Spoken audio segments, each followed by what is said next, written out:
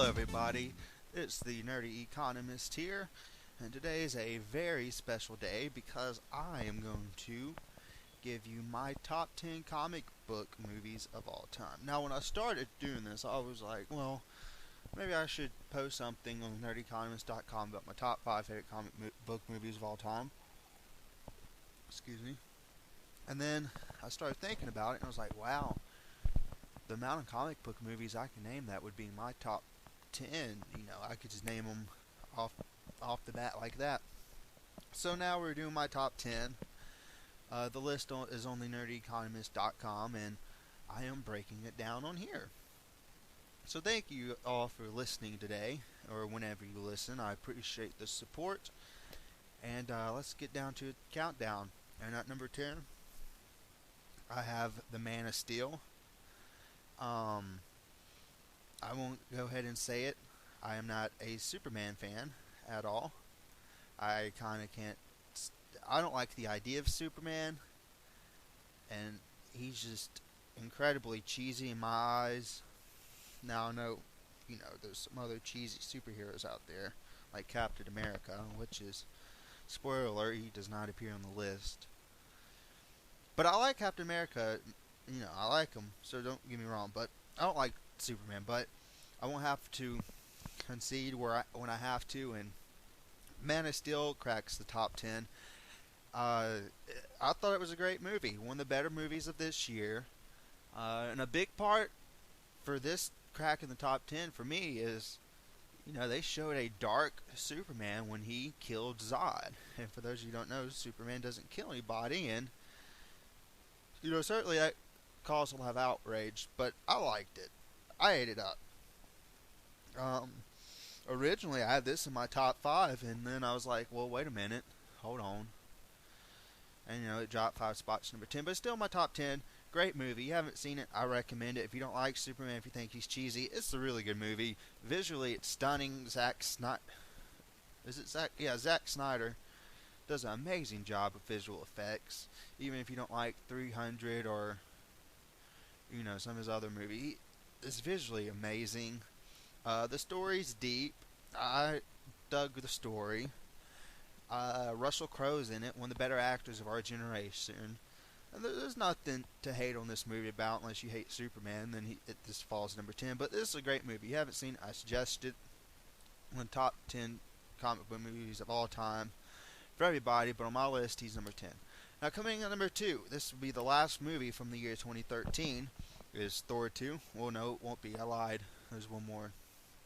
But Thor 2, this is by far the funniest superhero movie there is. Probably next to the Avengers will come close to it. But this movie, it's funny. It's not a comedy, it's a superhero movie, but there's just funny, the interactions between Thor and just Loki, and just interactions between all the characters. It's hysterical. Chris Hemsworth is a funny guy, and he plays Thor so brilliantly. He's a great Thor. And also, the guy who stole the movie again, Tom Hiddleston as Loki. Can't get enough of the guy. I love Loki. I hope he gets his own standalone movie because I can watch Loki all day. Loki is the man. This movie did lack.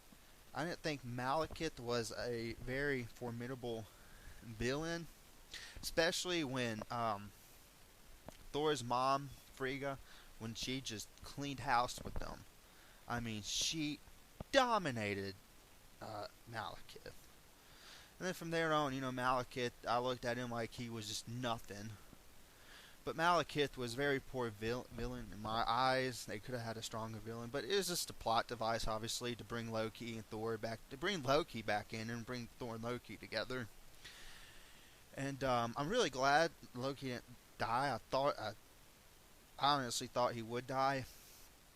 But, I have a feeling that he did die, and then because if you guys remember, if you don't know, they finished the movie, and then, 2 or 3 months before the movie is supposed to come out, Joss Whedon reshot some scenes and whatnot, and it's really hard to pick out what scenes they added and whatnot, because the movie it all flows together. But I think they may have brought back Loki. Don't quote me on it, not 100% positive, but I'm pretty sure. But Thor 2, funny movie, funniest superhero movie there is, and it continues a great Thor legacy. Um, Coming at number 8 is The Amazing Spider-Man. And I'm gonna get this out there. I can't stand Peter Parker. Peter Parker is a whiny, uh, he's a whiny brat in all the Spider-Man movies I've ever seen, and the cartoons as well. Good lord, I can't stand Peter Parker. Um, and I didn't like any of Sam Raimi's Spider-Mans. Of course, when I was younger, I dug the first two, but after the third one, the third Spider-Man was so bad it wiped those first two away. But The Amazing Spider-Man, visually, it's a good movie. Uh, Everything I've seen from Amazing Spider-Man 2 is a good, I'm pretty excited for that. The only problem I have with Amazing Spider-Man 2 is that it looks like it looks like all the Spider-Man scenes are CGI with a CGI Spider-Man. All the pictures don't really look too well. But back to Amazing Spider-Man.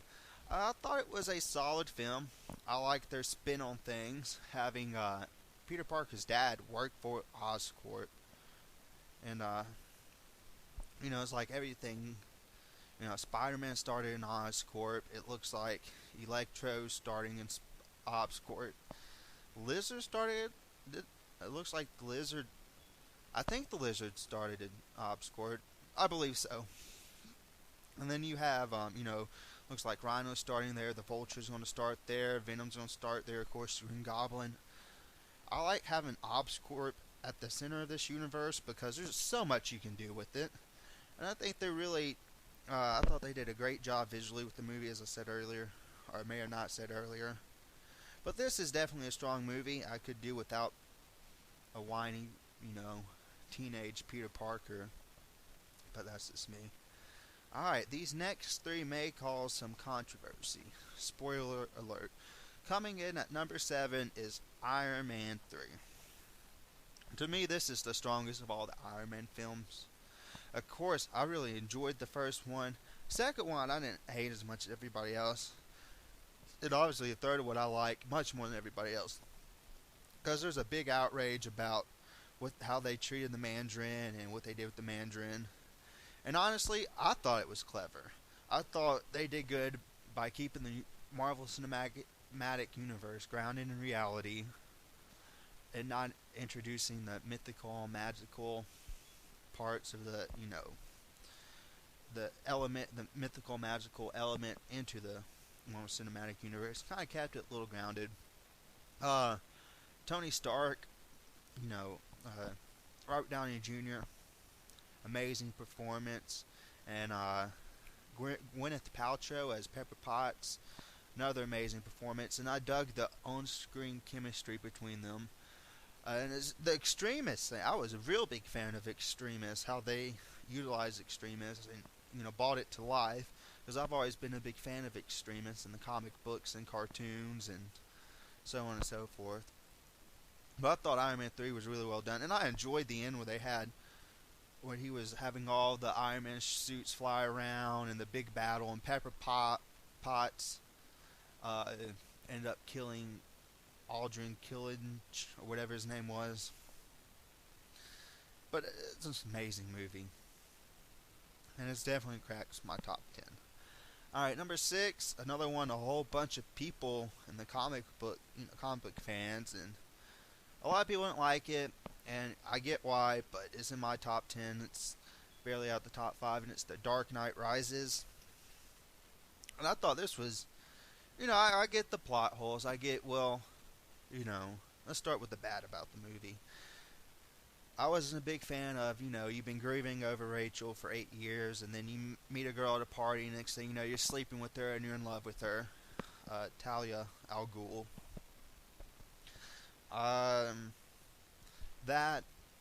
The whole consistency part with the bank robbery scene where they go in and you think, I believe it's a 90 second, it's an hour, it's a 60-minute or a 90-minute job. And they go in at, it looks 10 o'clock in the afternoon. They leave with, still time left on the clock, and it's, sun's going down. And then they go in a tunnel and it's midnight. And I didn't like that at all. That definitely threw me off watching the movie. Because when I first saw the movie, I was like, wow, this movie sucked. And then I saw it another 4 or 5 times, and I was like, well, yeah, it's a solid movie. I thought it was a fitting in for the Dark Knight trilogy. Of course, I think we all wish he would do one more, a more solid film, but, I'm not going to hold it against Christopher Nolan.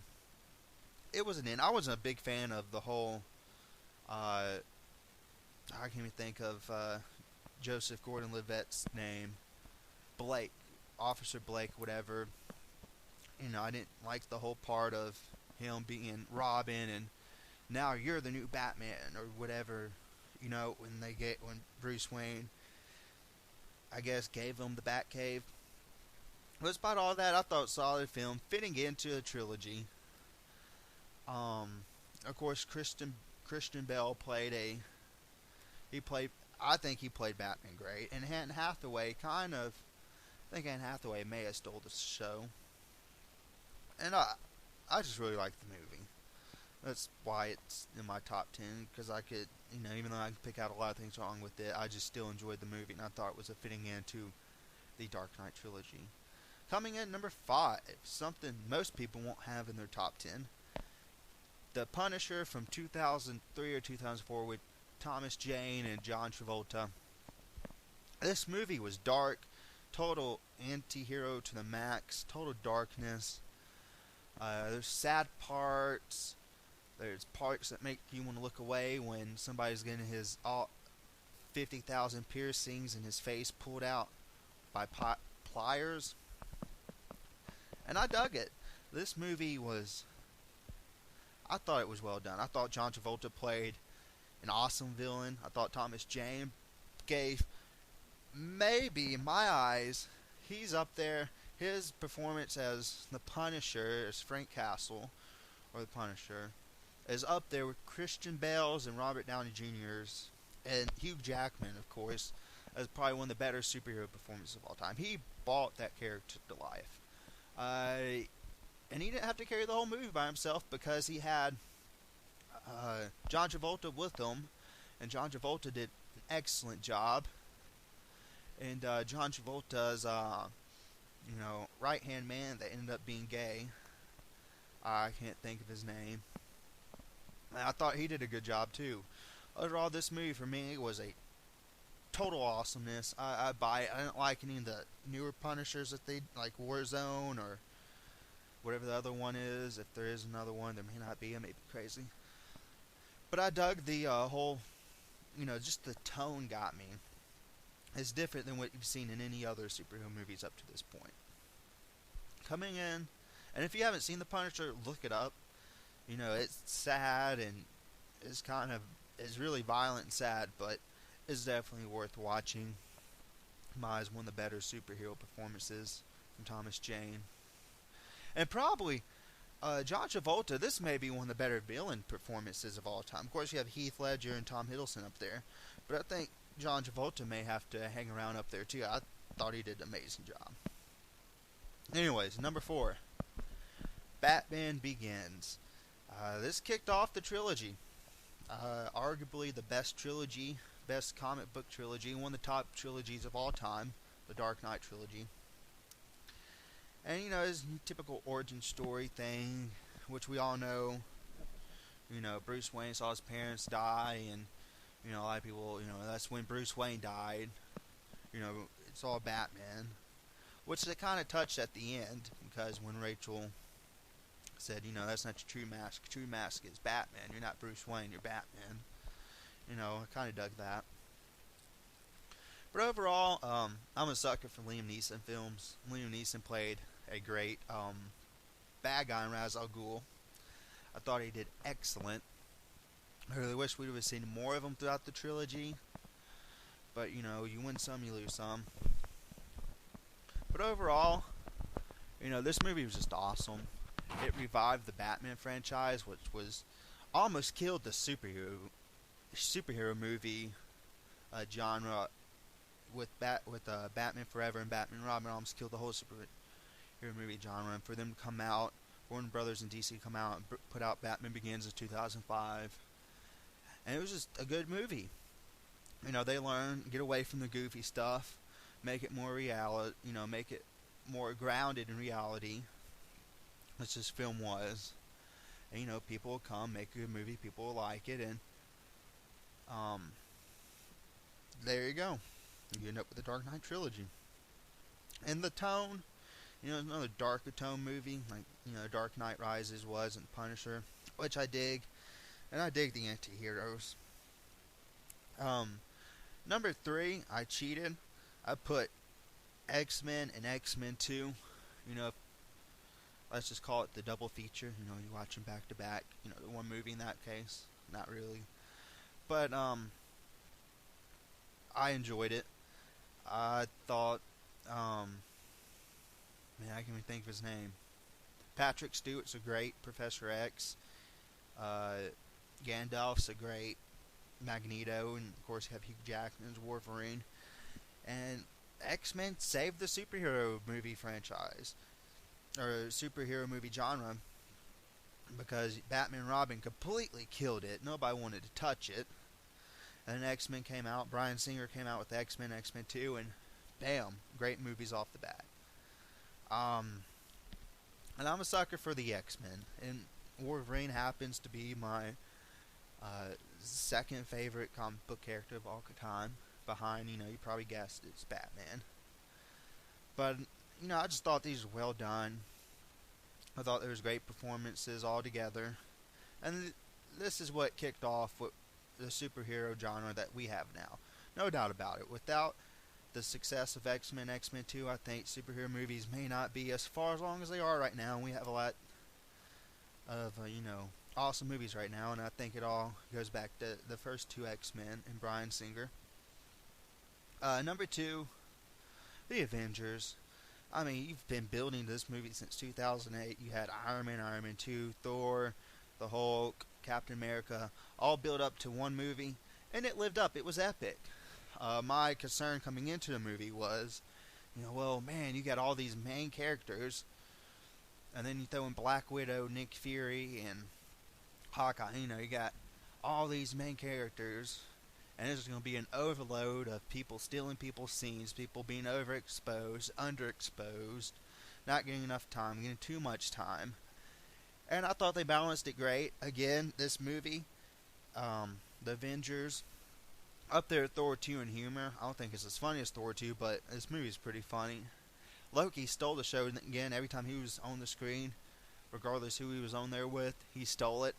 And of course, the scene where Hulk just smashed Loki all around top floor of Stark Tower. I dug it. And I wasn't a big fan of them being in New York. I thought, you know, that's the only knock I have in my mind, and the only thing I find wrong, that they were in New York when all of Iron Man takes place in, you know, Malibu, California, and, you know, I guess middle of nowhere, Tennessee. But I don't like, you know, that kind of threw me off because, you know, all of Tony Stark stuff is in Malibu throughout his Iron Man movies.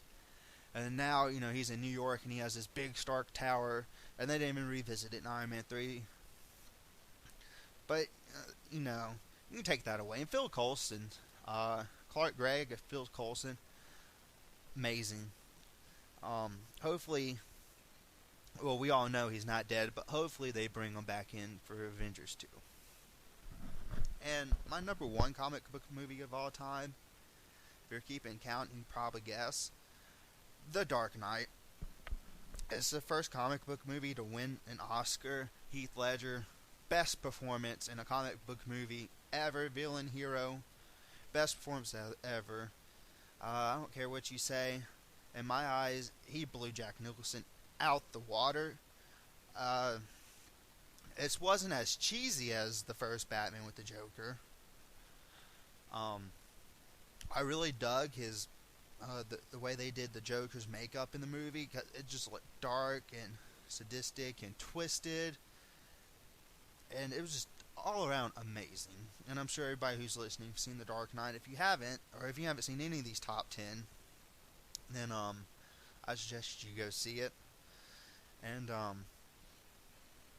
I thought it was important. I thought I liked how they did off with Rachel Dawes. I'm not a big Maggie Gyllenhaal fan, but I like how they did off with Rachel Dawes. You know, given I guess one of Batman's true weaknesses was Rachel, and they just killed her. I thought, much like Superman killing Zod, I thought, you know, hey, these people are for real. And I think that's something movies in general have lost is, people, main characters dying because now they get put in these dangerous situations, and guess what? Well, there's no fear because, this character will live. Look at Optimus Prime. Look at Tony Stark, Iron Man falling from space. But I think this is probably the last movie to kill somebody like that. And I'm not condoning killing people. I'm just, in movies, I think it's good to kill people every now and then. But that is my top 10, everybody. Thank you for joining me today. I'll give you a quick rundown. Number 10, Man of Steel. 9, Thor 2. Number 8, The Amazing Spider-Man. 7, Iron Man 3. 6, The Dark Knight Rises. 5, The Punisher 2004. 4, Batman Begins. Number 3, X-Men 2. Number 2, The Avengers. Number 1, The Dark Knight. Thank you all for joining me today. Hope everybody has a great day. And I'll see you again tomorrow when I break down my top 5 or 10 horror movies. So thank you all for joining me, everybody, and have a great day and stay nerdy. Bye-bye.